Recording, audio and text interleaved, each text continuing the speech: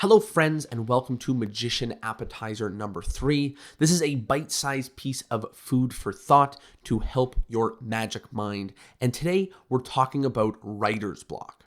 It's that feeling when you're trying to write or trying to create and you find yourself not knowing what to put down on the paper. For me, it happens most when I'm staring at a blank page. And I know that one of the things that stops other people from actually sitting down and working on their magic is that negative feeling of writer's block that rushes over them. And if you have worked on a presentation, created anything, or written anything, you know how this feels.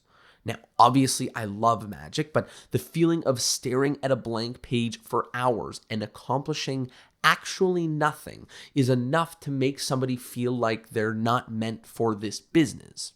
So, here's my strategy. I like to make sure that I'm spending as little time as possible looking at the blank page. Here is exactly what I do when I find myself struggling or stuck with coming up with any new idea.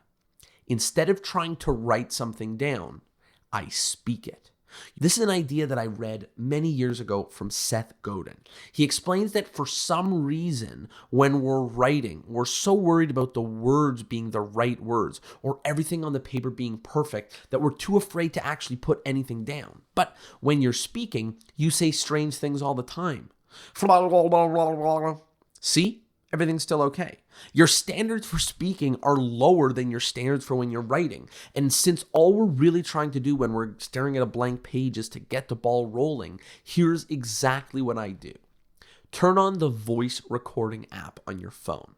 Pretend that you're standing on stage and start presenting your effect. Say anything. Just record yourself talking to an imaginary audience and doing an imaginary presentation. Start anywhere. Don't worry if it's not the opening that you want to say. Don't worry if you say the wrong line or say the wrong thing. It's better that you make those mistakes now instead of later when you're actually on stage.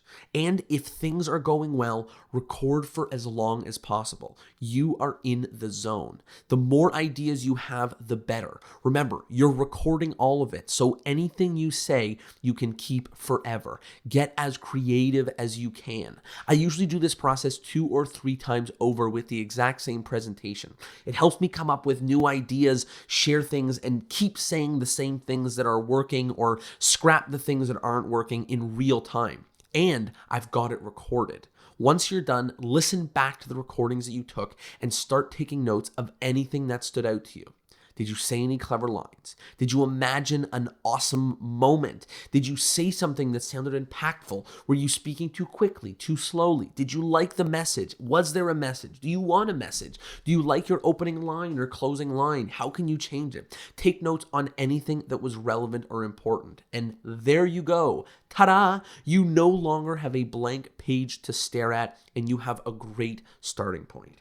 I always find that it's way, way easier to go from having something on the paper and make it look better than it is to go from having nothing on the paper and make it look like something. So, if you have an opportunity in the next few days or few weeks to try this out, if you've got a new presentation that you wanted to try but you've just been struggling with writer's block, give it a shot and let me know how it goes. Thanks. I hope you enjoyed Magician Appetizer, and I will see you next Thursday.